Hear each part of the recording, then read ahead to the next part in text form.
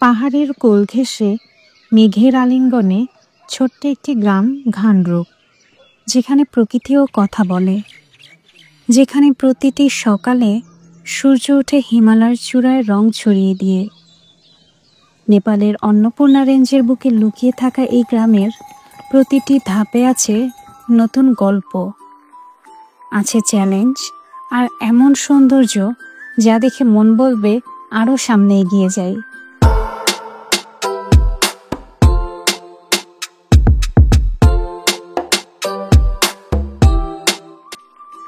ঘানরুক যেতে হলে প্রথমেই আপনাকে কাঠমান্ডু থেকে চলে আসতে হবে পোখারাতে। পোখারাতে হারিচক জিপ স্টেশন থেকে আপনি শেয়ার জিপ বুক করে চলে যেতে পারবেন ঘানরুকে। ওখানে জিপ রেট ফিক্সড থাকে। একটা জিপে টোটাল 7 জন যেতে পারবে এবং পুরা জিপ ভাড়া 5000 নেপালিজ রুপি। দ্যাট মিন্স একজনের জন্য ভাড়া হয় 715 নেপালিজ রুপি। কিন্তু আমরা এই 5000 রুপির একটা 7 সিটার জিপ 2000 রুপিতে 2 জনের জন্য পেয়ে গেলাম। কিভাবে পেলাম তা একটু পরেই বলছি। পোখারাতে অনেক ট্যাক্সি ড্রাইভার আপনাদের অফার দিবে যে তারা কম খরচে ঘানরুক নিয়ে যেতে পারবে, বাট ঘানরুক যাওয়ার রোড খুবই ন্যারো এবং রিস্কি। ওখানে নর্মাল ট্যাক্সিতে করে যাওয়া প্রায় অসম্ভব। আবার বাসে করেও পোখারা থেকে ঘানরুক যাওয়া যায়, বাট সেক্ষেত্রে সময় একটু বেশি লাগে, প্রায় 4 থেকে 5 ঘন্টার মতো, যেখানে এই জিপে করে যেতে সময় লাগবে মাত্র 2 ঘন্টার মতন।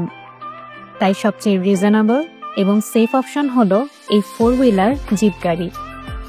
এখন আসি আমরা কিভাবে 5000 টাকার 7 সিটার জিপ গাড়ি 2000 টাকায় 2 জনের জন্য পেলাম। আমরা একটু দেরি করে প্রায় 12টার দিকে গিয়েছিলাম জিপ স্টেশনে। আধা ঘন্টা বসে থেকেও আর কাউকে ওখানে পাইনি জিপ শেয়ারিং এর জন্য। কিন্তু যা হয় ভালোর জন্যই হয়। একটু পরে ওখানকার ম্যানেজার আমাদের বলল, আপনারা 2 জনে 715 এর বদলে পার পারসন 1000 করে টোটাল 2000 রুপি পে করেন, তাহলে শুধু আপনাদের নিয়েই একটা জিপ রওনা দিবে। সো এভাবেই আমরা 5000 টাকার 7 সিটার জিপ 2000 টাকায় নিজেদের জন্য পেয়ে গেলাম। সো জিপ শেয়ারিং এর ক্ষেত্রে চেষ্টা করবেন সকাল সকাল জিপ স্টেশনে চলে যেতে, তাহলে শেয়ার জিপ ফিল আপ হতে খুব বেশি সময় ওয়েট করতে হবে না। পোখারা থেকে রওনা দেওয়ার আধা ঘন্টা পর শুরু হয় মেইন আঁকাবাঁকা পাহাড়ি রাস্তা, যার দুই পাশে শুধুই সবুজ আর সবুজ। পোখারা থেকে ঘানরুক যাওয়ার রাস্তাটা অসম্ভব রকমের সুন্দর। রাস্তার পাশে ছোট ছোট গ্রাম, জলপ্রপাত এবং সবুজ পাহাড় দেখে দেখে আপনি এগিয়ে যাবেন ঘানরুকের দিকে। সব মিলিয়ে আপনার কাছে মনে হবে ডেস্টিনেশনে যাওয়ার আগেই জার্নিতেই আপনার সব সৌন্দর্য দেখা শেষ। কিন্তু এখানকার প্রতিটি পাহাড়ি রাস্তার বাঁক নতুন করে আপনাকে চমকে দিবে। ঘানরুক ভিলেজ নেপালের গান্ডাকি প্রদেশের কাস্কি জেলায় অবস্থিত। পোখারা থেকে দূরত্ব মাত্র 32 কিলোমিটার, কিন্তু সরু এবং আঁকাবাঁকা পাহাড়ি রাস্তা হওয়ায় সময় তুলনামূলক একটু বেশি লাগে। কিছু দূর যাওয়ার পর এরপর শুরু হয় মাটির সরু রাস্তা। এই ভিউ আসলে নিজের চোখে না দেখলে ক্যামেরা দিয়ে কখনোই বোঝানো সম্ভব না। পোখারা থেকে ঘানরুক যাওয়ার পথে বয়ে চলেছে একটি সুন্দর নদী, নাম মদিখোলা। মদিখোলা হলো একটি পাহাড়ি নদী যা মূলত অন্নপূর্ণা হিমালয় থেকে উৎপন্ন হয়েছে এবং পোখারার দিকে প্রবাহিত হয়। পোখারা থেকে ঘানরুক যাওয়ার পথে, বিশেষ করে নায়াপুল পেরিয়ে যাওয়ার পর, এই নদীটিকে প্রায় পুরো পথে পাশে পাশে দেখতে পারবেন। যতই উপরের দিকে উঠতে থাকলাম, ভিউ আরো সুন্দর হতে থাকলো।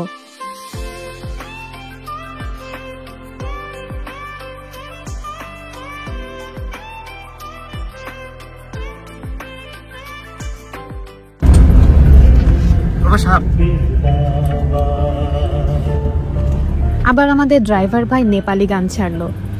সো অন্যরকম ভাইব নিয়ে এগিয়ে যাচ্ছিলাম ঘানরুকের উদ্দেশ্যে।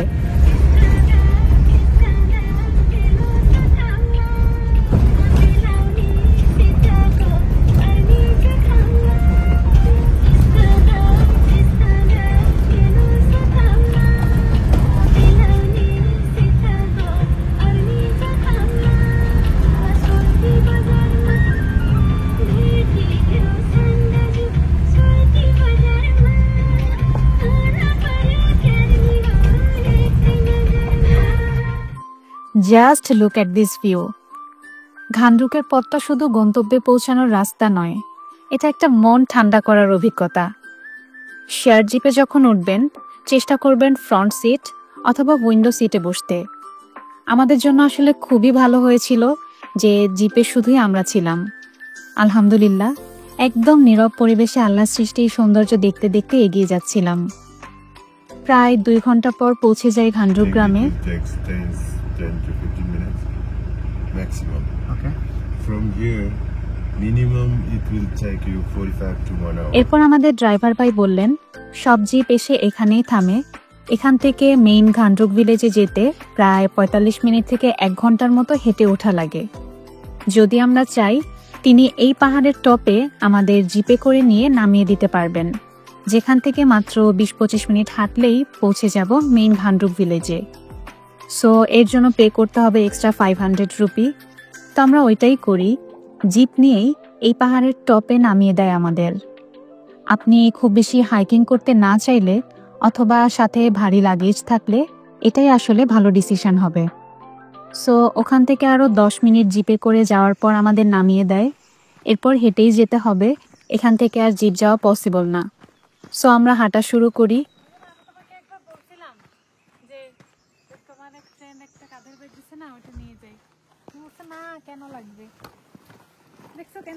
ভাঁজ করে নিয়ে এসেছিল, তাই না? পথটা যে এতই সুন্দর যে হেঁটে যেতে কোনো ক্লান্তিই মনে হবে না।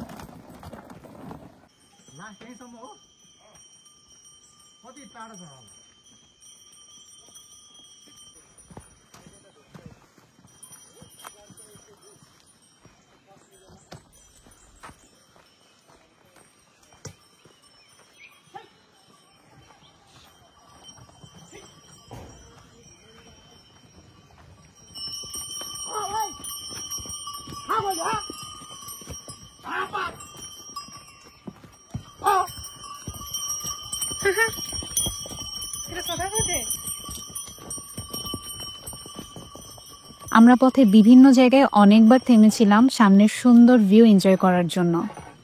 Just look at this view কার্ডে আমরা যেমন গ্রামের দৃশ্য দেখতে পাই, পুরা পথটাই ছিল অমন। মেইন ঘানরুক ভিলেজে পৌঁছায় এরপর লোকালদের কাছে জিজ্ঞাসা করে করে আমাদের হোটেল খুঁজছিলাম। আমরা আগোটার মাধ্যমে হোটেল হিলটপ লজ বুকিং দিয়ে এসেছি। এটার বেশ ভালো রিভিউ দেখেছি সব জায়গায়। সো দেখা যাক কেমন হয়।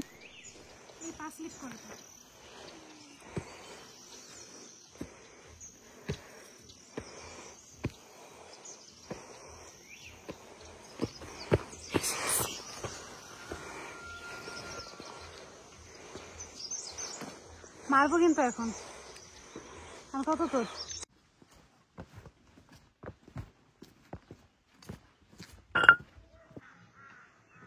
কি কেমন লাগতেছে লাগেজ টেনে?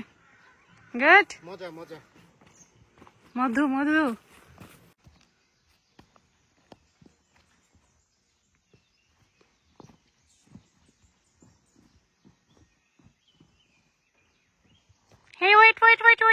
অবশেষে আমরা পেয়ে যাই আমাদের হোটেল। এই এরিয়াতে আসার সময় আশেপাশে যত হোটেল দেখেছি তার মধ্যে এটাই সবচেয়ে plane are well decorated hotel মনে হয়েছে। আর এই এরিয়ার মধ্যে এই হোটেলটাই সবচেয়ে টপে ছিল। সো এখান থেকে সকালের অন্নপূর্ণা ভিউটাই সবচেয়ে ক্লিয়ার হবে।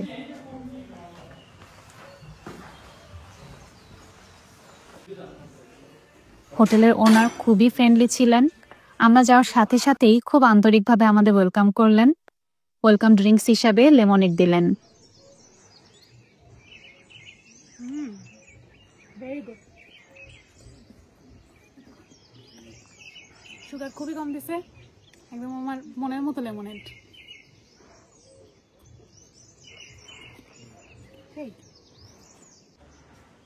I can sit here for 2 days and do nothing.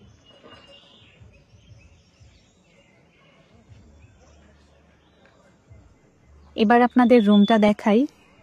So আগেও যা বলেছি, এই এরিয়ার মধ্যে সবচেয়ে কমফোর্টেবল রুম হলো এই হোটেলের। ট্রাই করবেন রুম একদম টপ ফ্লোরে বুকিং দেওয়ার।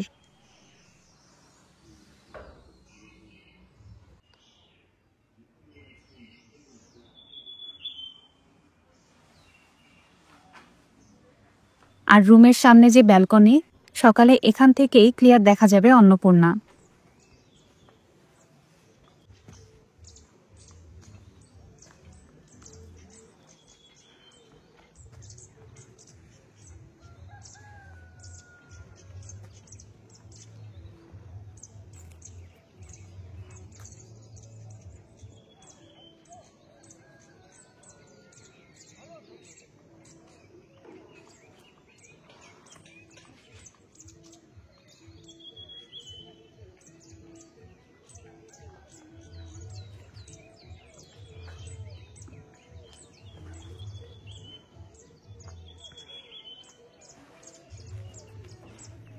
এখানে সবাই আর্লি ডিনার করে আর্লি ঘুমিয়ে পড়ে।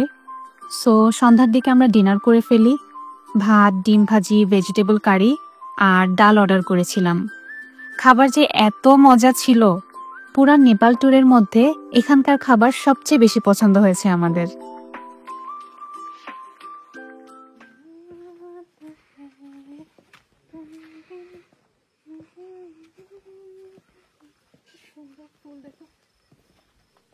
রাতে আমরা হাঁটতে বের হই। আমাদের হোটেল থেকে 10 মিনিট হেঁটে গেলে একটা স্পট আছে যেখান থেকে গুরুং ট্র্যাডিশনাল ভিলেজের নাইট ভিউ পাওয়া যায়। আপনার হোটেলের ওনারের কাছে জিজ্ঞাসা করলে উনি এই প্লেস আপনার ম্যাপে পিং করে দিবে। চারপাশে একদম ঘুটঘুটে অন্ধকার ছিল, সো এর মধ্যেই মোবাইলের টর্চ জ্বালিয়ে হেঁটে যাচ্ছিলাম দুজনে।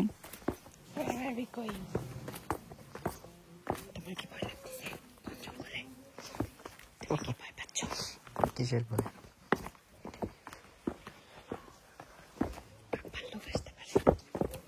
ঢাকা শহরে রাত্রেবেলা হাঁটা থেকে সেফ আছে? রাত্রেবেলা কি দিনের বেলা হাঁটা থেকে সেফ আছে? এটা একটা সত্যি কথা, কথার কথা। একটু ভয় ভয় লাগছে না? পুরো ঘুটঘুটে অন্ধকার। ঘুটঘুটে অন্ধকার।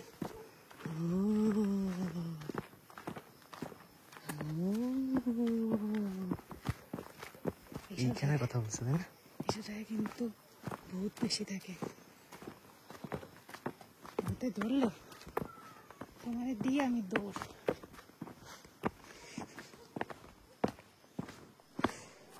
ওই যে দূরে দেখা যাচ্ছে গুরুং ট্র্যাডিশনাল ভিলেজ। উঠানে ছোট ছেলেপেলে খেলা করছিল, যেটাই দূর থেকে দেখতে খুবই আইসুদিং ছিল। খুবই সুদিং লাগতেছে।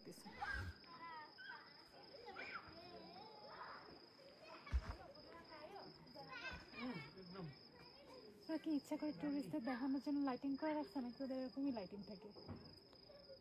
লাইটিংটা খুবই সুন্দর না বলো? এটা তো ট্র্যাডিশনাল বলাই তো আছে, মানে ওদের ট্রেডিশনাল ভিলেজ।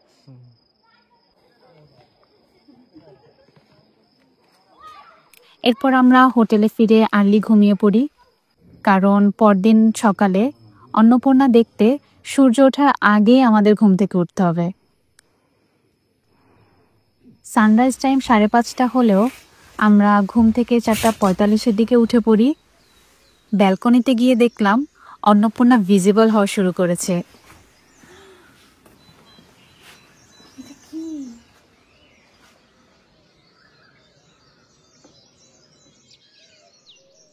এই চূড়াটি হলো অন্নপূর্ণা সাউথের, তার পাশের চূড়া গঙ্গাপূর্ণা এবং একদম রাইটের চূড়াটি হলো মাছাপুছরে, যার আরেক নাম ফিশটেইল। সামনাসামনি যত সুন্দর, ক্যামেরাতে তার কিছু অংশই বোঝা যাচ্ছে। সামনাসামনি এই মাইটি অন্নপূর্ণা রেঞ্জের ভিউ একদম পুরো অন্যরকম। এটা কি?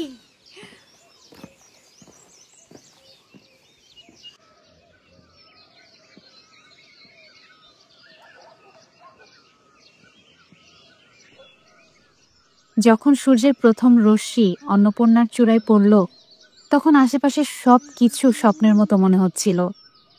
আমরা 2-3 ঘন্টা ওখানেই বসে এই দৃশ্য দেখতে থাকলাম।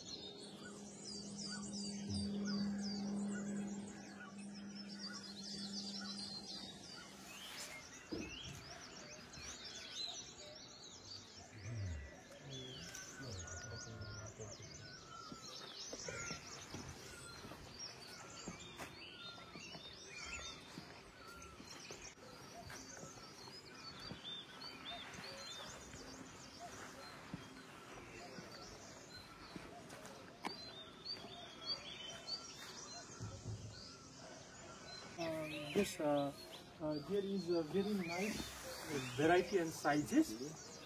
Yeah, there, yeah, in the house, yes. So you can go there and try. You want to try now? Now after breakfast. Okay, okay. ইনি হোটেলের ওনার। উনি বলছিলেন গুরুং কটেজ অথবা ঘান্ডুক গেস্ট হাউসে যেয়ে ট্র্যাডিশনাল ড্রেস পরে ফটোশ্যুট করতে। সো ব্রেকফাস্ট করে ওখানে যাব। উনি আরও বলছিলেন ওয়েদার এখন ফগি, বৃষ্টি হয়ে যখন ক্লিয়ার হয়ে যাবে তখন অন্নপূর্ণার ভিউ নাকি এর থেকেও আরও অনেক ক্লিয়ার হয়।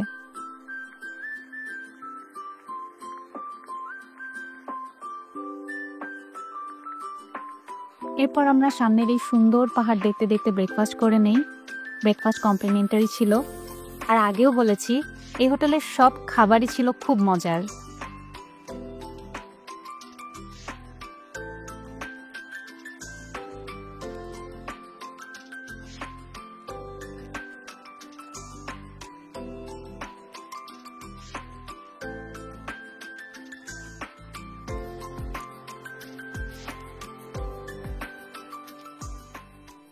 ব্রেকফাস্ট শেষে আমরা বের হই পুরা ঘান্ডুক ভিলেজ ঘুরে দেখতে। এই গ্রামের প্রতিটা কর্নারই পিকচার পারফেক্ট। সো আমরা বিভিন্ন জায়গায় ঘুরে ঘুরে ছবি তুললাম।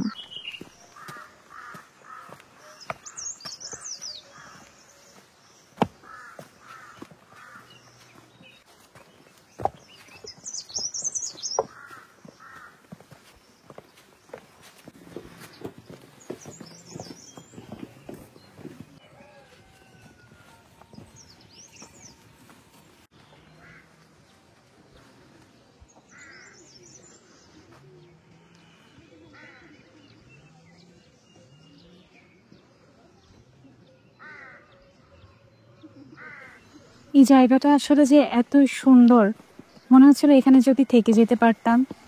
কোনো কোলাহল নাই, পাহাড় আর এমন সুন্দর ছবির মতো সাজানো সবুজ একটা গ্রাম।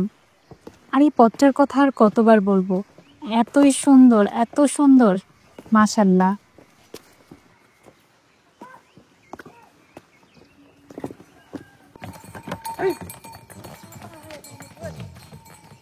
এই যে এখান থেকে ঘরে পানে যেতে বুঝছো, 14 কিলোমিটার।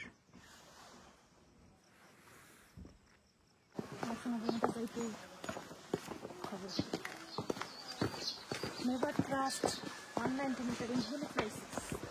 এই এখান থেকে ওয়াও।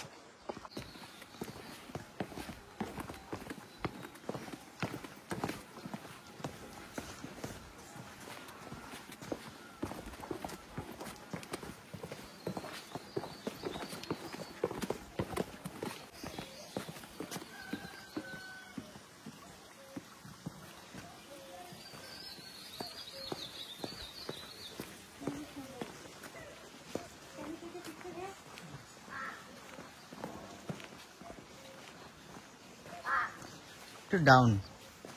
হ্যাঁ, কিন্তু প্যানোরামা ভিউ। এখানে আসলে সব জায়গায় ভিউ কার্ডের মতো সুন্দর। দাঁড়ায় থেকে শুধুই দেখতে ইচ্ছা করতেছিল, মন জোড়াচ্ছিল না। কিন্তু আমাদের আবার বিকালের মধ্যে পোখারা ব্যাক করতে হবে। সো আবারও হাঁটা শুরু করলাম আমরা।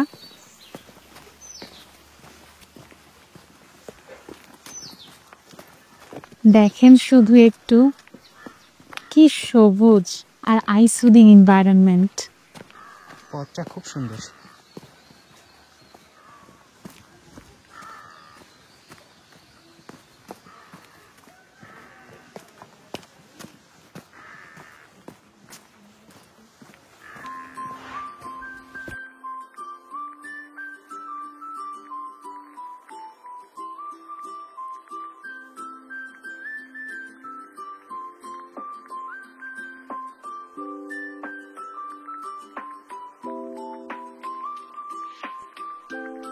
এরপর খুঁজতে খুঁজতে চলে যাই গুরুং কটেজে।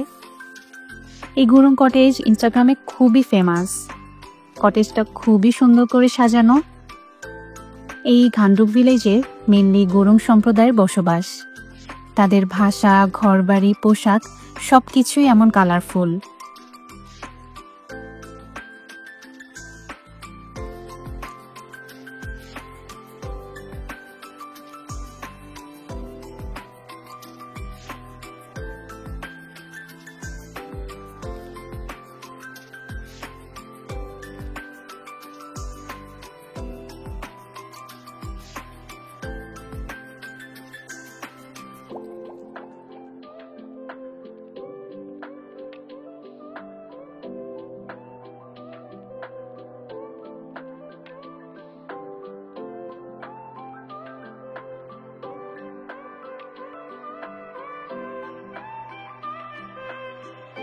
গুরুং কটেজ থেকে আমি ওদের ট্র্যাডিশনাল ড্রেস রেন্ট করি আর কিছুক্ষণ ওটা পরেই ফটোশ্যুট করি।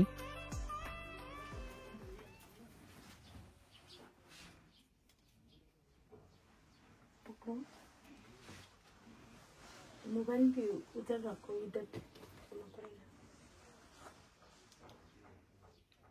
मत हटाओ, मत हटाओ, कान के ऊपर रखो।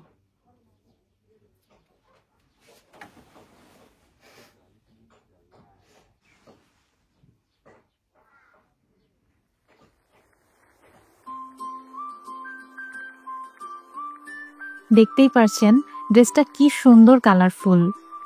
এটা পরার পর লুকই চেঞ্জ হয়ে গিয়েছিল আমার। How am I looking?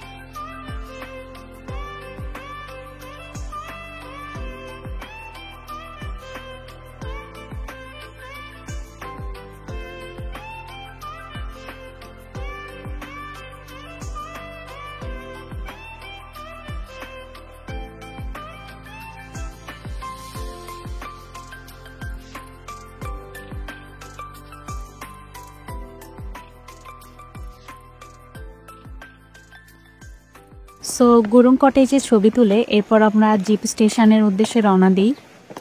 ওখানে হেঁটে নেমে যেতে প্রায় আধা ঘন্টা লেগেছিল।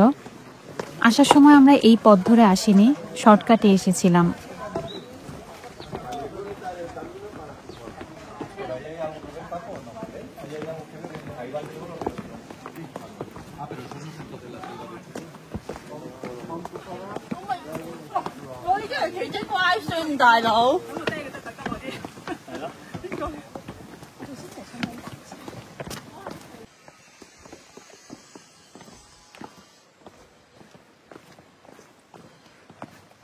Watch your step.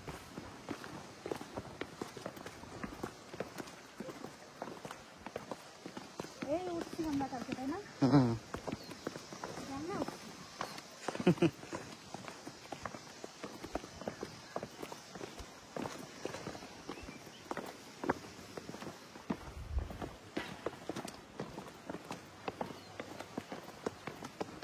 Right.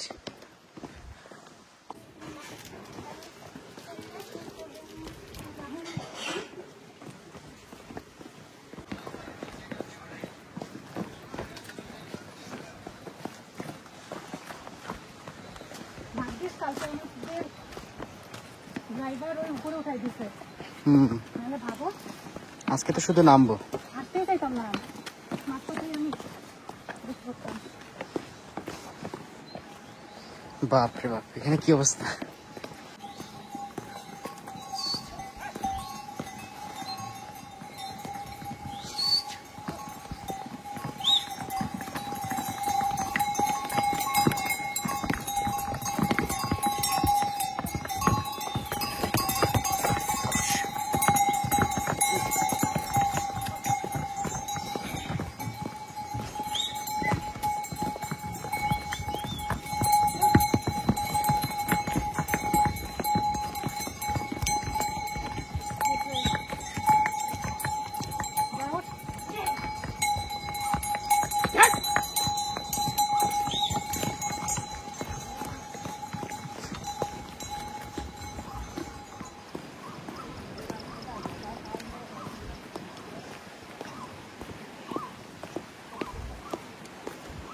So আজকে এই পুরো পথ ধরে হেঁটে হেঁটে পাহাড়ের সৌন্দর্য উপভোগ করছিলাম, আবার সরু রাস্তা দিয়ে নামতে ভয়ও পাচ্ছিলাম।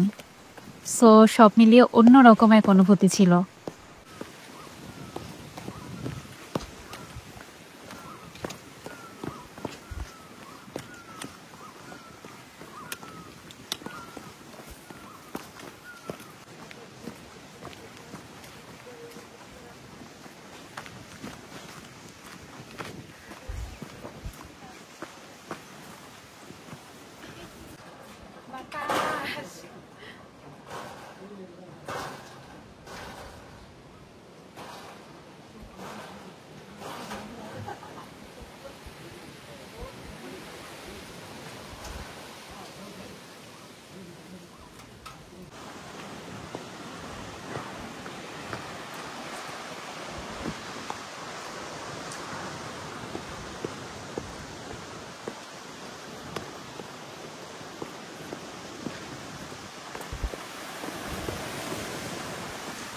ওরে আল্লাহ,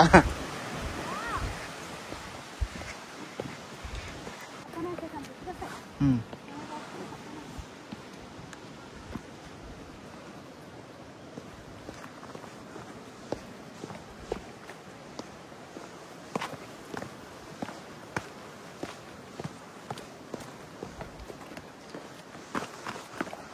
ও উনি আমাদের ওই মেইন পথ দিয়ে নিয়ে যাচ্ছে না, বুঝছো? এই জন্য ফার্স্টের কথা বলছে। এই জায়গাটা ছিল সব থেকে ডেঞ্জারাস। লিটারালি আমার হাত পা কাঁপতেছিল। তো পরে ফাহাদের হাত ধরে নামলাম আস্তে আস্তে।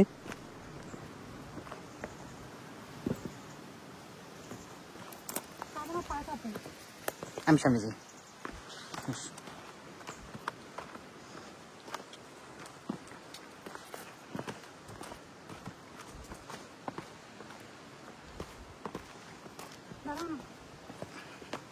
আসো।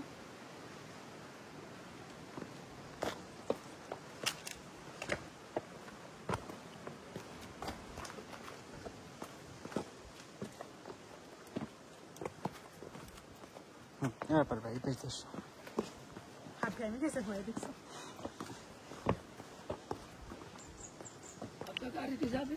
না मिलेगा और ट्रेन रहेगा तब मिलेगा और वक्त मिलेगा।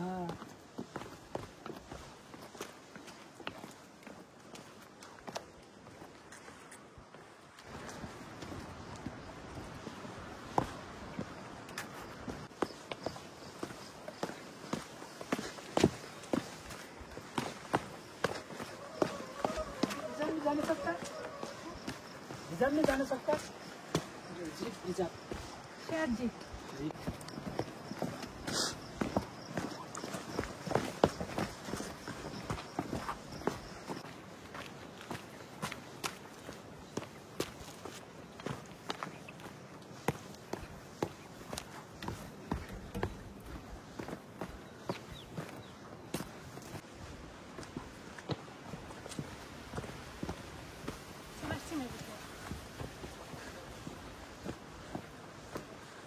एक घंटा লাগলেও নামার সময় 1 ঘন্টা উঠবি।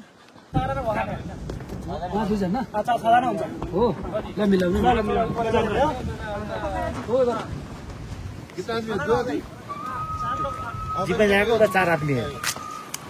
How much? और उसको भी 835 5,000 divided by 6 people। Okay. Jeep স্টেশনে পৌঁছানোর সাথে সাথে শেয়ার জিপ পেয়ে যাই। অলরেডি 4 জন ছিল, আমরা 2 জন মিলে টোটাল 6 জন হলো।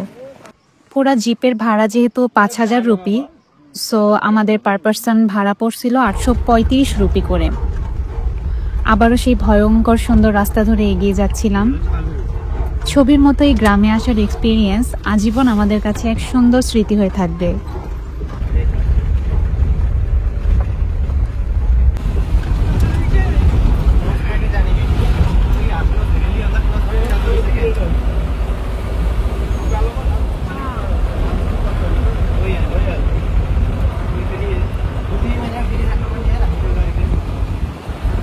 তো এই ছিল আমাদের ঘানরুপ ট্যুর।